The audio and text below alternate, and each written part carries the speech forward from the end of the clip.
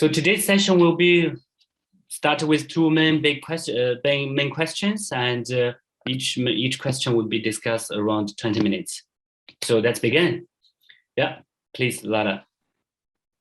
Right, so the first question, I guess first maybe just like a little overview that's more general on the idea of this chapter was that, okay, we decided industrial policy is the best path towards development and a good recipe, but how do we do it today? Because countries have signed on to different trade agreements, investment agreements, there's members at the WTO, and there are certain rules that come as part of these agreements that limit a lot of the space and mean that developing countries today cannot really do what rich countries now did a couple decades ago, which is the whole idea of kicking away the ladder.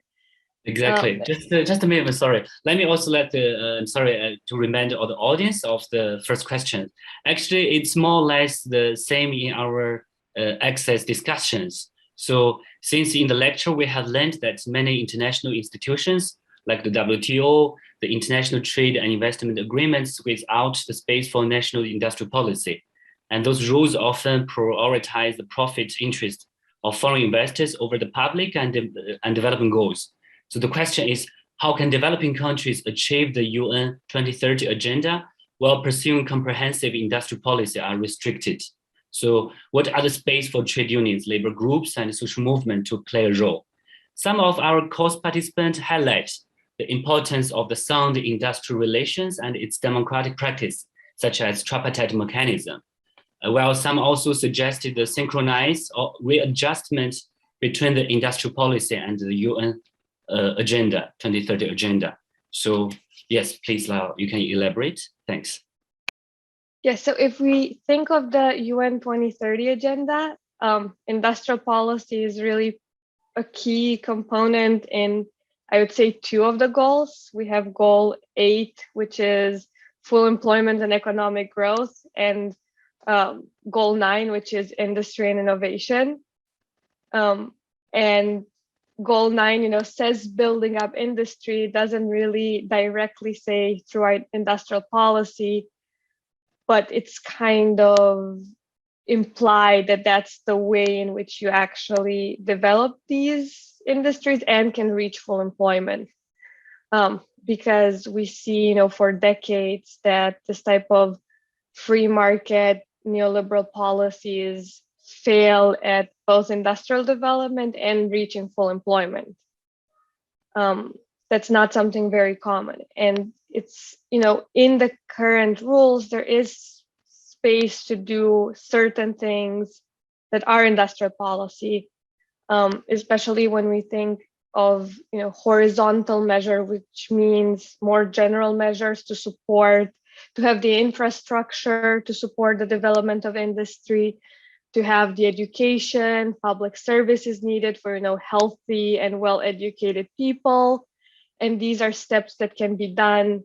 And especially when it comes to infrastructure, that's where governments can still be very strategic about what to build and where to kind of create this type of industrial clusters, and then attract investors that way.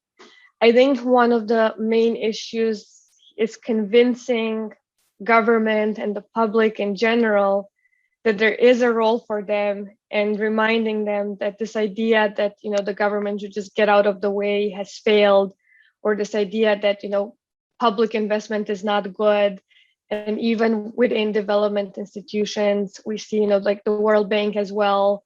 And it's been in G20 documents too, even when it comes to infrastructure, this idea of like attracting foreign private investors for everything, and the whole like maximizing finance for development paradigm that was all about the state should get out of the way and just, do what it can to make things good for investors.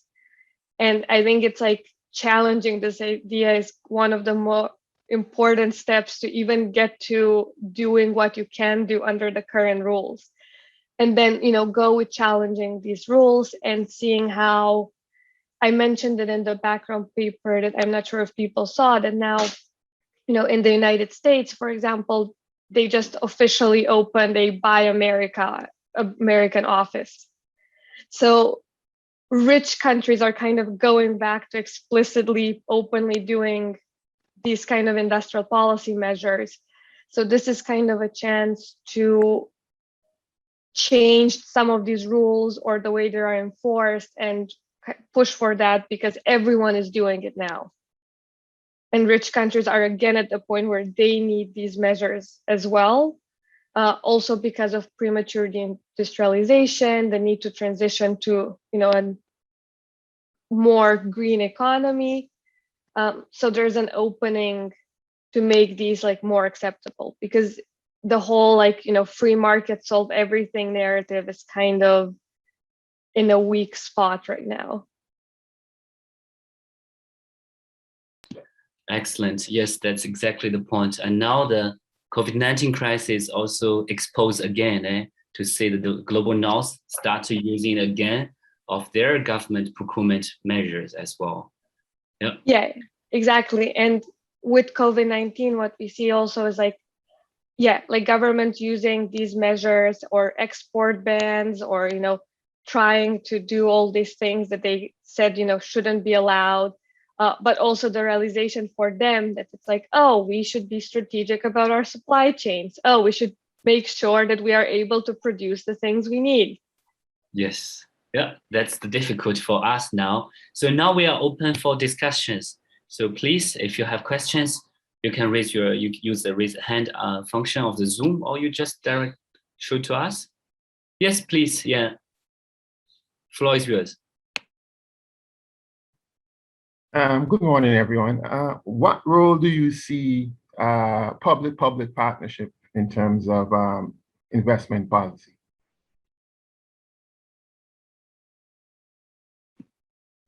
Since we don't have many questions, I think we can have the prompt to reply. Yeah, please. So public-private partnerships and the way they've been structured now are pretty problematic, because they tend to be structured in a way where the private sector and the public sector share the risks. And if something goes bad, the state is on the hook to pay. But when things go well and there's a profit, the private sector keeps all of it.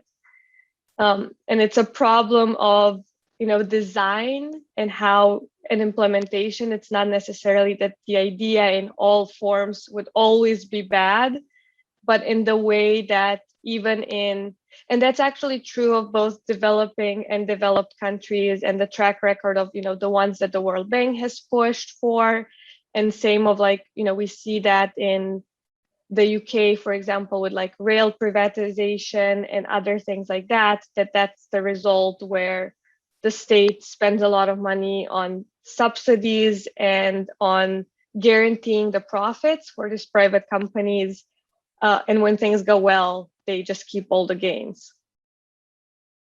It's also kind of to add the problem with that, and that's where the whole private sector for basic infrastructure development is problematic, is that a lot of the type of investments you need are not going to be profitable in themselves.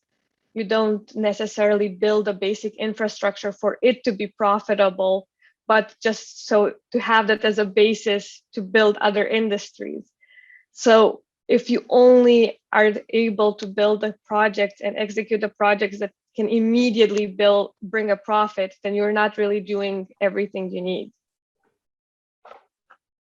I was more referring to public-public partnership, probably certainly if I said public-private, but I was referring to public-public partnership between the public authority and, say, for instance, NGO or another public authority. So with NGOs, rather, so it's the partnerships with an NGO. It's a big hard approach, particularly in the environmental sector, where government and the common goal. So that's a bit, I would say, tangential to public-private. It's a little bit different because those NGOs are usually funded by the foundations of very wealthy people and focused again on, the narrow pet projects of the rich philanthropists that fund them, again, over what are the actual needs.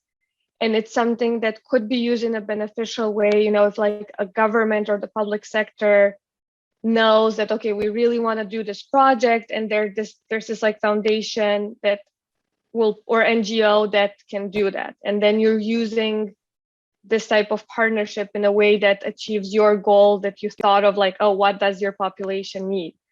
But sadly, I think a lot of times what happens is that you'll have a very rich NGO and philanthropist that will come with their plan in mind, which is like, the idea of people that don't necessarily understand the local context or what's needed or what is good, but, have the money, and then they will come, and because they have the money to do it, just do whatever they want without any democratic accountability. Thank you. Yes, that's great. But Lola, when you're explaining the public and private ownerships, that's exactly actually clear one of my questions, because we also see many like access discussions in other parts, but still in the industrial policies. They also, I remember there is, of course, participant from Philippines, and he was complaining about the infrastructure investments right now in Philippines, so only building. Yeah? But that's, we can also see that such a project not yet reaching to the public, or it's not that much profitable, as you actually mentioned. So that's somehow, it's a limit in some kind of this project in the infrastructures, which are not that fast reaction of the profit coming out immediately. So that's somehow we also have to understand these dynamics. Yeah. Do we have any other questions? So please.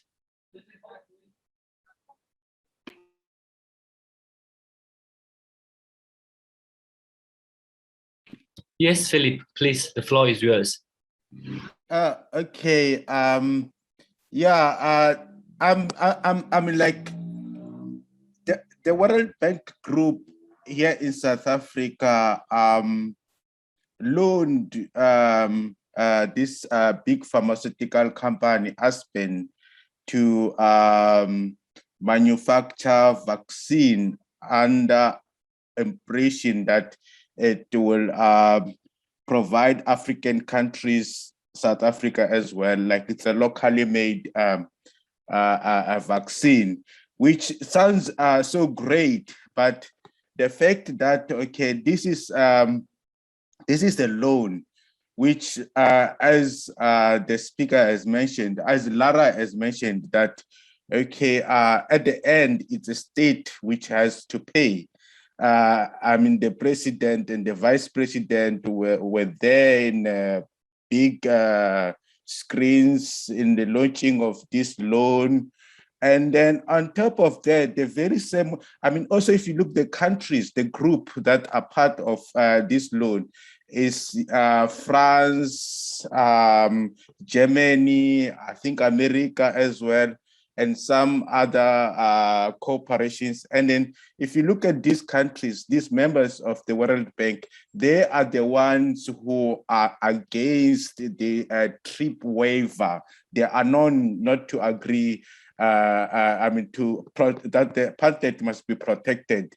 And then again, the same World Bank has borrowed money in the recent past to Eskom. I think it's $5.3 billion. And then Eskom, which is it's electricity, I mean, it's a state corporation, I mean, state electricity corporation, and in which relies on its electricity using the coals, which is not good for the environment, which is very, causing a serious problem when it comes to climate issues. And then it has been reported the pollution that the stations that produce electricity has has led to many deaths in the country.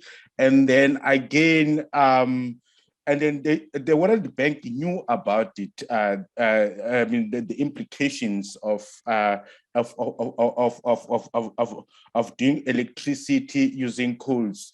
And then again, if you look, okay, at the moment we're having load sheddings because there's lots of load sheddings, and then also lots of there's so many problems when it comes to electricity here in South Africa. And then this also is, like the government claims that, okay, it's because it has given a lot of electricity to poor people, of which is not true. What happened is when they introduced this neoliberal policy called GEAR, as the also speaker mentioned earlier on, which it looks after the business, it's subsidized to the businesses, and then big businesses, big corporation, which uses a lot of electricity, were attracted from Europe and so on, like your smelter companies. And then they came here and they consumed a lot of electricity, and the government tried to privatize Eskom, and then it was not attractive because the investors were not going to make money. And then eventually the infrastructure of Eskom is collapsing, and now they borrowed money from United Nations. So, and then again, if I look during apartheid, here in South Africa, I'm sure it's the same with the other parts in the world. If you read materials which are very political, you will go to jail, you'll be arrested. But now we have access to information from all over the world, which is countering to a normal, like conventional way of doing things. So what is it exactly that's happening that people are unable to use those materials because it is there?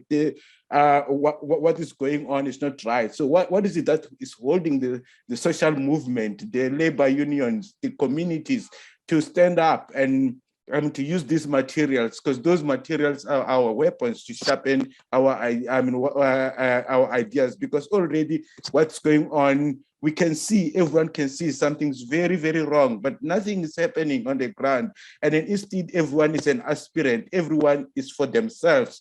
And then it's a serious, serious problem. Okay, sure, I end up there.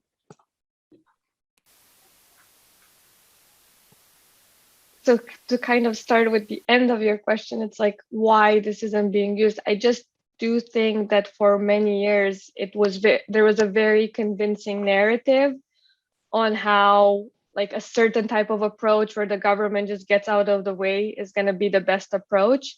And a lot of the materials that came out of very prestigious institutions, that's what they said. So it makes sense that it became the dominant way of thinking.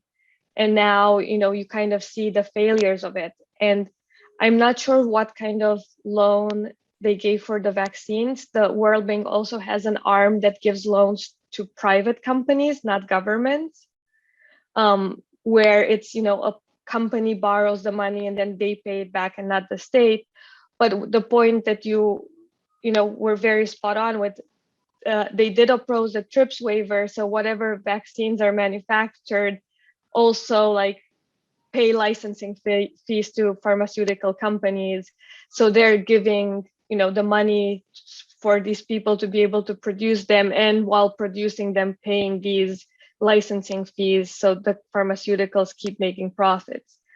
The Eskom story is one that I see in the chat. There's also a question on industrial policy and just transition and how it can be turned.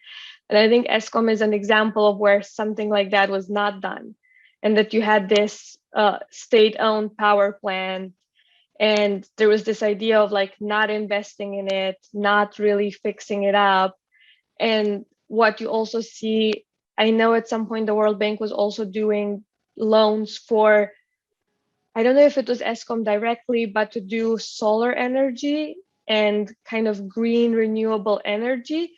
but do it outside of the unionized job structure, which is the exact opposite of just transition, where instead of taking the workers from that plant and having the strategy that you would do through industrial policy of like, you think of like, okay, we need to change our energy sources, you want to reopen and build renewable energy, and then you make sure that you prioritize getting the workers that were in coal plants before and had like maybe union jobs there to get the same kind of jobs with benefits in the new sectors, which did not happen in South Africa. And now it's this planned too, where you end up with underinvestment and something that loses money, where no one wants to buy it. And often the push in those situations can again be, okay, but then get a private company to manage it.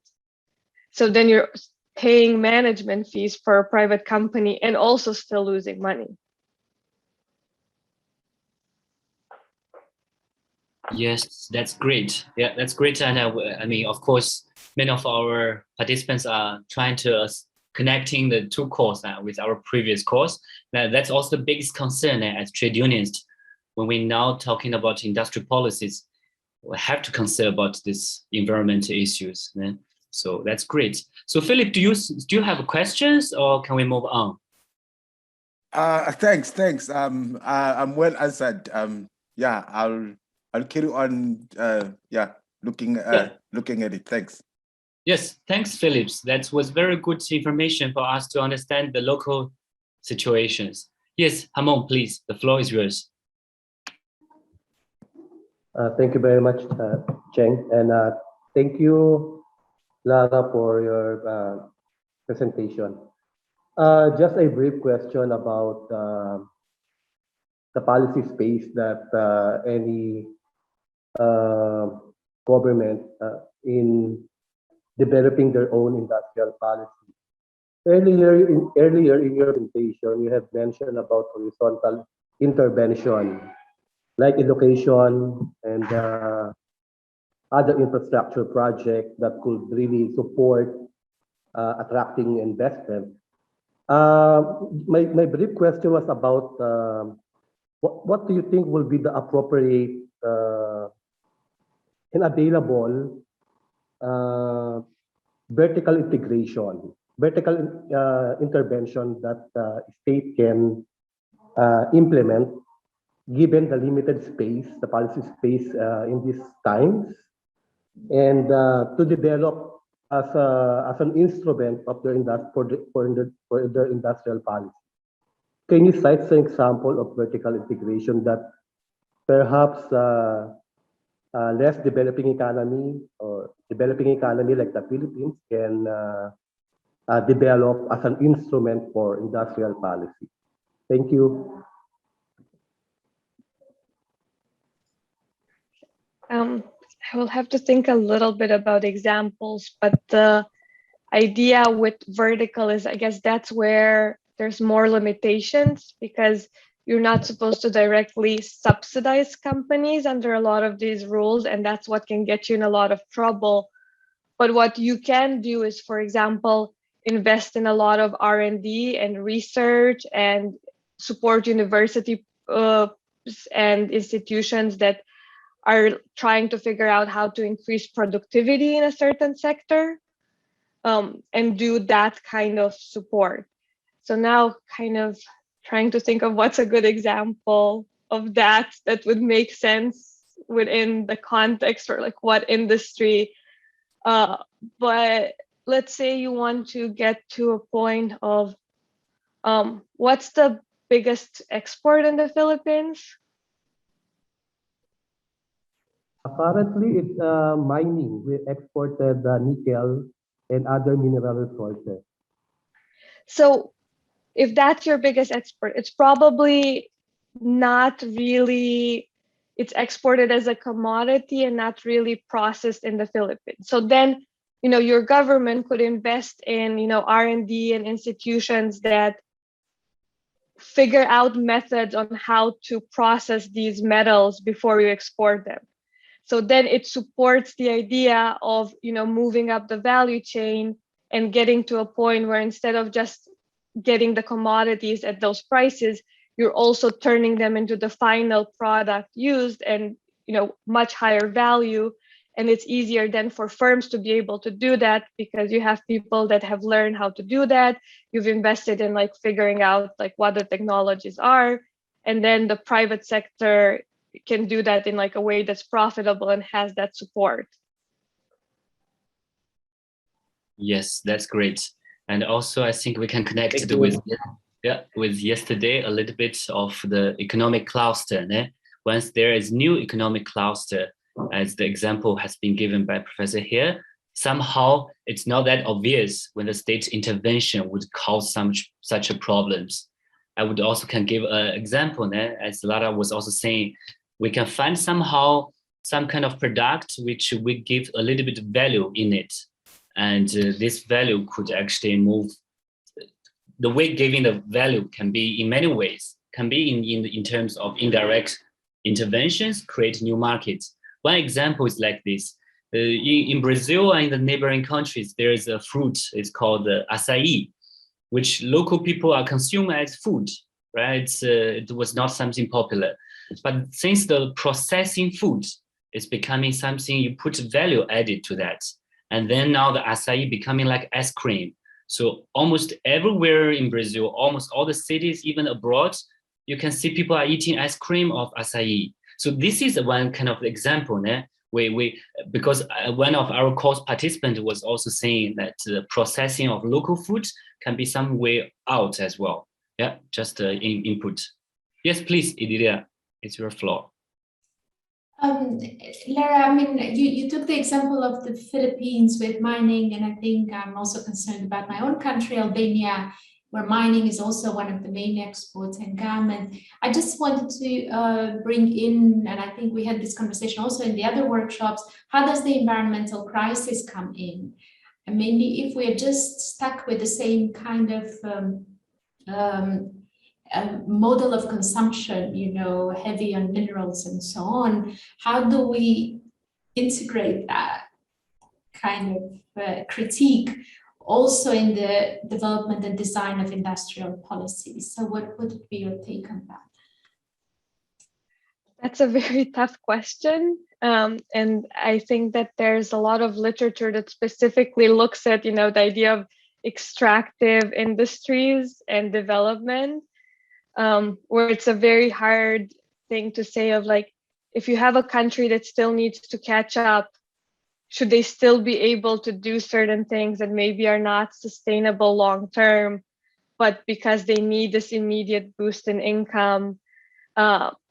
But I think there's also a way to make sure, and that's again where industrial policy plays a role, in the way you do this, and the way, even if you do mining, to do it in ways and invest in figuring out ways to do it in like less damaging ways. It's not like, I think there's like a lot of less that, but there definitely are, because you can do it with a lot more labor, or the worst way is like cyanide, and that's an example of like something that's like a way that's like to do mining that's very cheap for mining companies, and like obviously like extremely dangerous for the environment.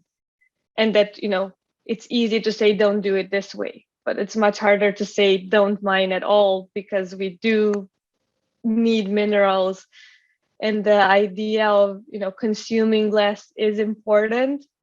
But I think it's also hard and unfair to tell developing countries to consume less, when they're the ones that not the ones that consumed and extracted everything for like many decades. And that gets into kind of other issues on how to balance, but it's again a good example where you need a lot more investment and public investment and research on how to find better processes to do that. And I know recently for steel, for example, that I think it's a Swedish company that managed to produce the first batches of steel with net zero emissions, which was still very expensive as a process, but kind of with more investment and research that can be improved.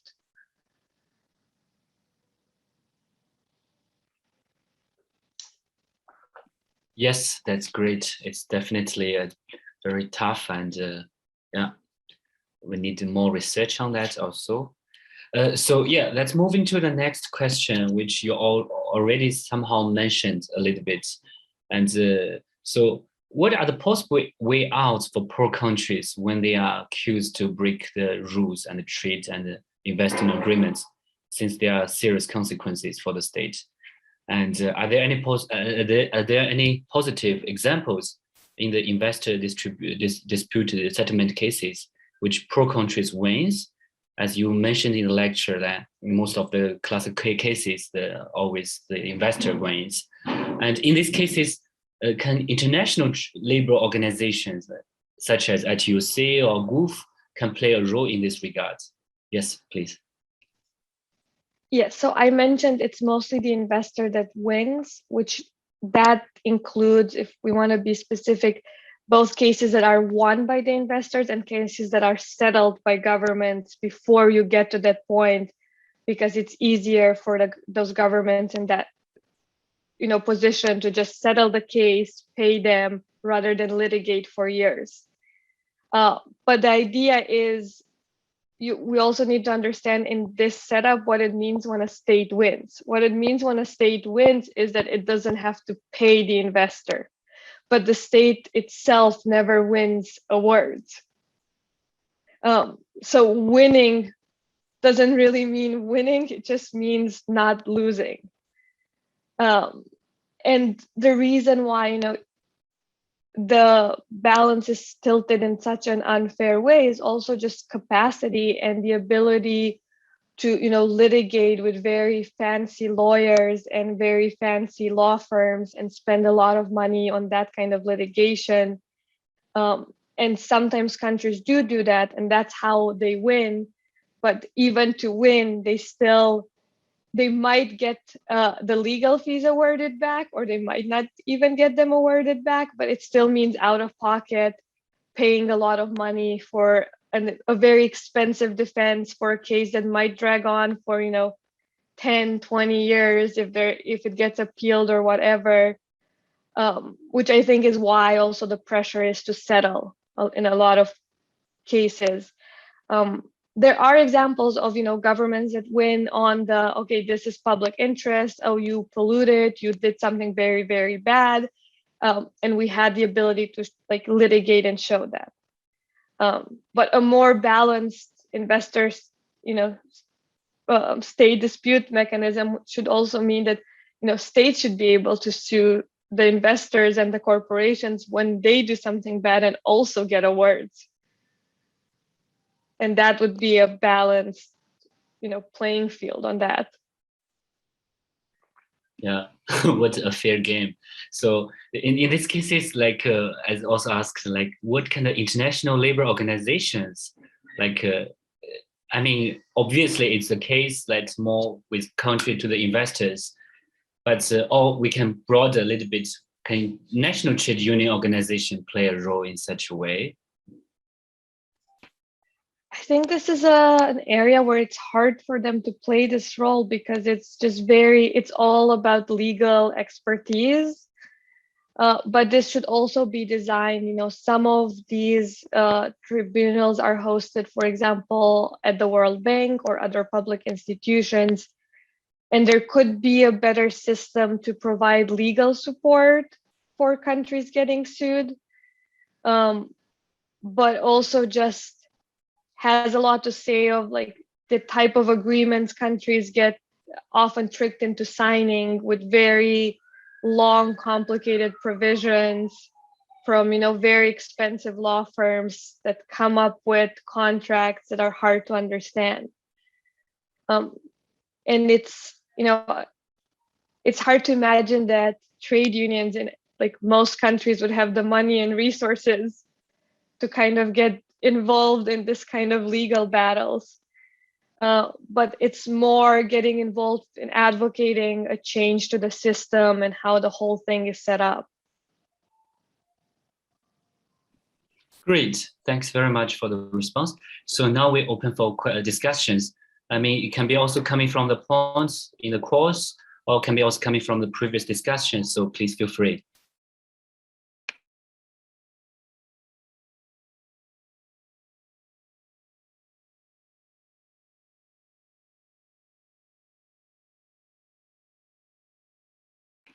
Yes, Ian, please. Floor is yours. I'm more concerned of the role of labor union in the whole context, investments and industrial policy. I find we tend to tunnel vision on one aspect of the, for instance, rights. If you're looking at, say, for instance, environmental issues, you don't also look at the issue of, the impact environment on the workers themselves. We tend to just focus on the employment aspect of it. I think that's why unions have to focus more strongly on to build a coalition to basically have a seat at the table.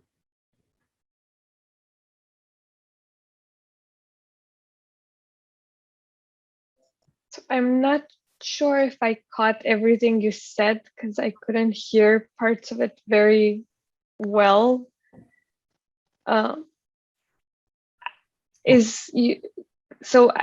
I understand, so your question is something about unions being involved in like the environmental impact, not that just on jobs, but also on workers, or? Yes, to have a broader approach to process, not just focusing on employment, the employment aspect of it, but of the environment also workers. Things such as occupational health and safety. A lot of times they prioritize employment of other things based on the need for employment and not the long-term consequences. Yeah, so I see your question, and I would say that, for example, at the ITUC, we do a lot of work on this more long-term thing because, we have the resources to do that and think of issues like just transition and environment and occupational health and safety. And I think it's often harder for smaller unions, and especially after decades of like attacks and weakenings on unions, to sometimes have the resources and the capacities to think longer term when they're currently dealing with crisis.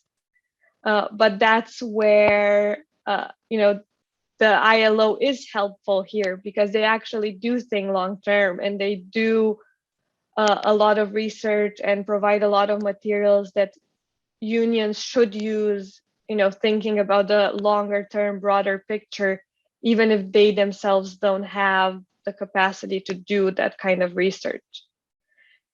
It's just, I think it's sad, but also not, the union's fault that they can't like have this capacity to plan long term. And it's very hard when you're constantly under attack and have to always solve a crisis that's immediate to make plans for the future.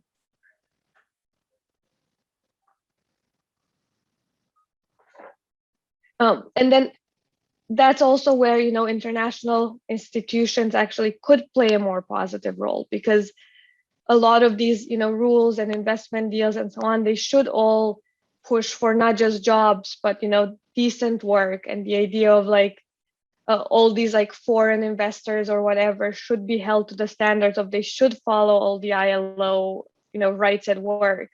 And that's where like international organizations can do more and should do more on making sure that when you talk about jobs, you talk about, sustainable jobs and decent jobs. Yes, great. So before Philip, let's, Tia, would you like to raise your question by yourself, please? Yes. Very dark here. So I posted my question on the chat room. So the background of this question has to do with the fact that Indonesia is is blessed with so many raw materials, which is currently very much high value. Both are palm oil and nickel. And as you know, all this discussion about environmental sustainability has caused Indonesia a great step back in its export.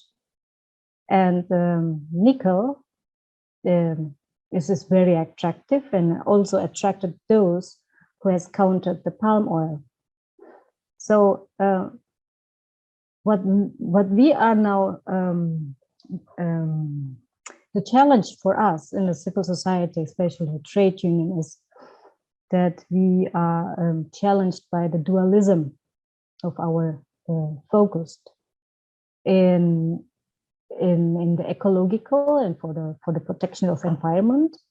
We are very strong, demanding the deforestation stop, so the moratorium of palm oil deforestation, and also a stop of including the negotiation about palm oil in the FTA agreement between European Union and Indonesia.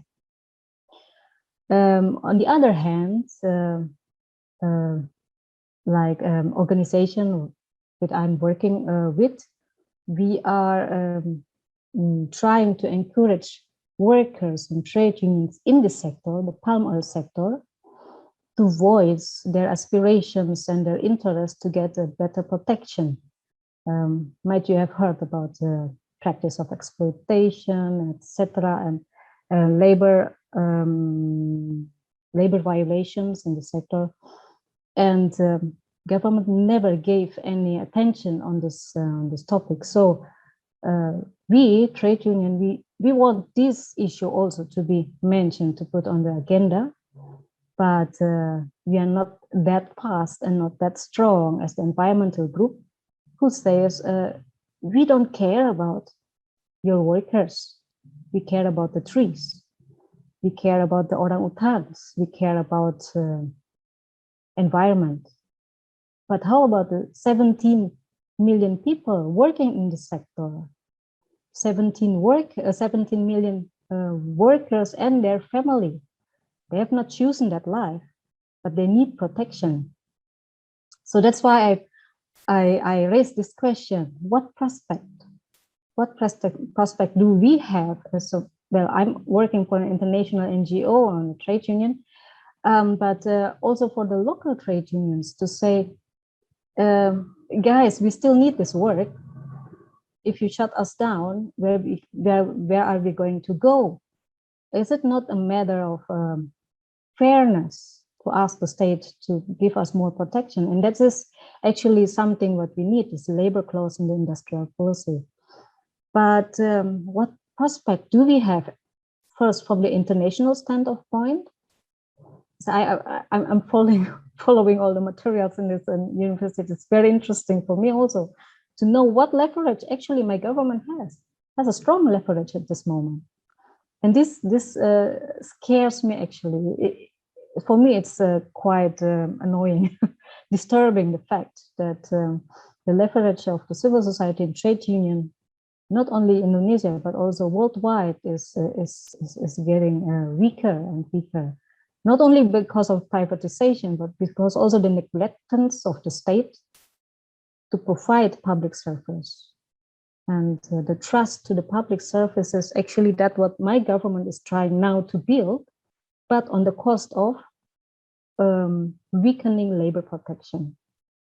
So it's a long question, I know. Thank you. It is a long question, and it also, parts of it tie in with the earlier question too on partnership with NGOs. And in this case, for example, you have the environmental NGOs that come with a lot of resources and don't necessarily understand the context and get very aggressive about ending certain practices without caring about the workers. It's not that they don't care, it's just that they simply don't think about it, right? It's not like that it's done in maliciously, it's just that they have this like external perspective where they have this funding to deal with one issue and not necessarily like the understanding of the broader, bigger picture. And with Indonesia, kind of the model of taking away labor protections, that is, you know, as a way to development, that is the very like neoliberal, like World Bank approach from like, you know, 80s, 90s, and actually, you know, until now, it's the same approach.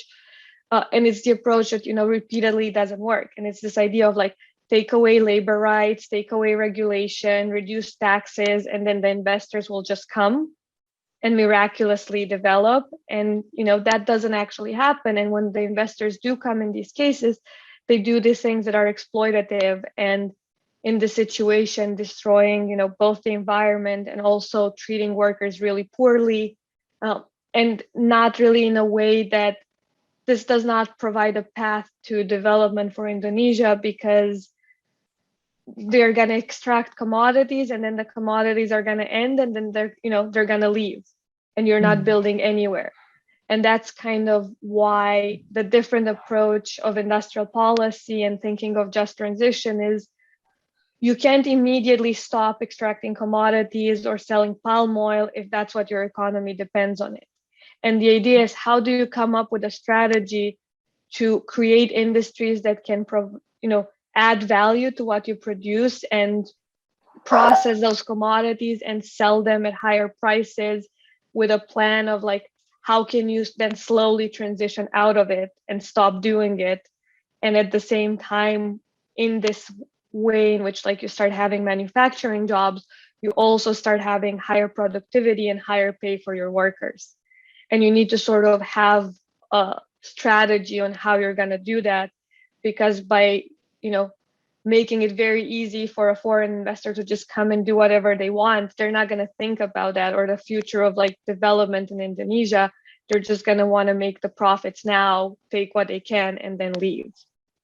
That is actually what happened before our current government. What the current government is doing is actually on the contrary.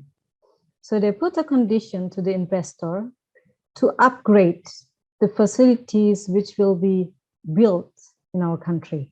So for example, like the nickel, we used to sell the raw materials. But then Indonesia say, we don't want to do this anymore. We want to, sell the intermediate commodity.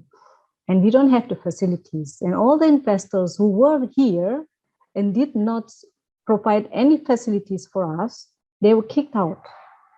And then we invited new investors who will invest in building these facilities for us. Now, what's more complex, more difficult is that we are talking about the competition between the potential partners. That's between the European Union and China.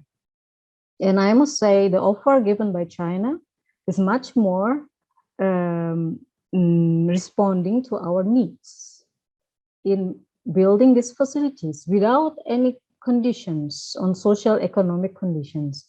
Well, the European Union, through its social economic conditions, makes it very hard for Indonesia to say, okay, we want to accept you, but can you also provide what we want?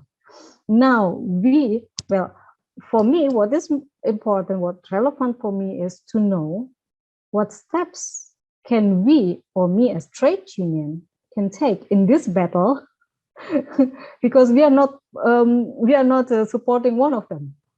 We have a different interest. For us is it can be anyone, but we want this. We want to have a national regulation in this sector. So whom to approach? Whom is better to approach? Either the European Union or the Chinese. But the European Union is also not in a good leverage at this moment with the WTO panel, WTO panel on palm oil, and then also the stop of nickel to the European Union. Now they brought it also to the WTO. But in this course, I hear very pessimistic opinion about the WTO. So actually, I'm a bit confused. While the China government, they say, okay, you want to have this, then come and I will invest as much as you can, but I also bring my workers to your place. And then all this situation started. They sent their workers here under different conditions. And then we protesting because why also ground workers were sent here, because we are also well prepared for this. And then the government reacted by, okay, let's change our labor regulation. How about that? And then what has been applied in the SEZ, Special Economic Zone, it's most probably also now be applied in a more general labor condition. So it's actually yeah, I don't know how to make it more specific, the question, or no, yeah, it's a very good question. It's somehow representing a big ground for many developing countries nowadays when we were attracting for investments, but in the meantime, we are not put our voice in between. So let's give more time for Leda to give us more elaborations. Yeah, thanks. Okay. Yeah, I think it's like that the way you put it is that the government did step up and start negotiating what they need at some point. And that's where it looks like, that is the path to keep thinking of like, what next? Okay, so now you negotiated getting to the point of intermediate production. And then can you get to like advanced goods? Can you get to make things that are even more sophisticated than that and investment for that? And when you negotiate with these investors, kind of weigh the pros and cons on the conditions they put. Because a lot of times, of course, that the countries investing, they also they don't do it out of, the necessarily like charity. They also are trying to get something out of it. So how do you, reach like an agreement and negotiate something that's beneficial for both sides? And in a way in which you're clear, because, okay, if like China wants to send like their own workers to build a project, but then is that project going to be useful to you and your strategy to develop afterwards? Then maybe it's worth to just like let them do that. Is that not going to be useful for you afterwards? Then you don't really want to have these other workers necessarily come in and do something. But then on the other side with like EU and World Bank, they have these very, macroeconomic conditions that come with most of their loans. And it's also always been a signature thing of aid, that aid has never actually been that much about aid, but it's usually about procuring and hiring the workers of the country giving the aid. And it's just trying to balance it and think, that's the whole like idea of like industrial policy, more of a having a strategy on what are you trying to achieve and what are the compromises you're willing to make and how you negotiate, but having this goal in mind of like, what are the steps you're trying to do and where you're trying to get at. Great. It was a very wonderful discussion today. So Philip, was you raising a hand? Thanks, Lara. Yeah, if you want to ask a question, can you make short, because we only have 3 minutes. We also want to give us final remarks. I'll try to be short. What I would like to emphasize, from continuing from yesterday's discussion, there is a need for bottom-up industrial policies. And then it will save our lives in many ways. There's a situation here in South Africa, because in the recent past years, I don't know whether I should call it a gamble or I should call it a pyramid scheme, but you find the insurance companies are involved in it. For an example, which is very dangerous now, especially to poor and old people. Because you have these people who put your name as when you die so they make money out of you, and then they take your name, and then without you present, and then so this and then what happened, they end up sending a hitman, and then people are getting killed so other people can make money from when you're dead. So I think if people can and the government is doing nothing about it, and then you don't hear this because the way it is happening, the way it's so prevalent, it should be like first thing the government is talking about it, and the government is not talking about it, and then it's the poor of the poorest who are suffering, because people who are dying before their real death, because somebody must make money. And then I think industrial policies bottom up, they can help to discourage these people, instead of putting money so somebody dies, they make money. They can put money where there can be production, and then for the people, and so on. And then, so I wanted to ask a question: what is it that can we do, we as poor people, to protect ourselves? Because our names are being taken. You find, okay, you don't even know somebody has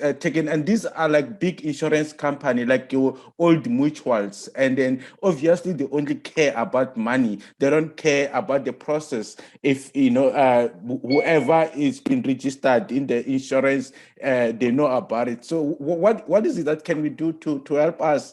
Because I'm worried myself already. Okay, thanks, Felix. Yeah. Let's give very, very short remark, friendly remarks of Lara. Yeah, I think it's a very scary thing, but also a hard question to answer.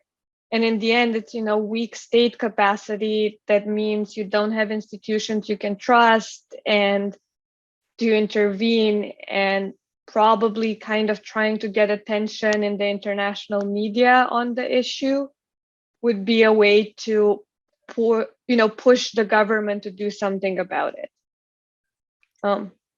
Very yeah. good.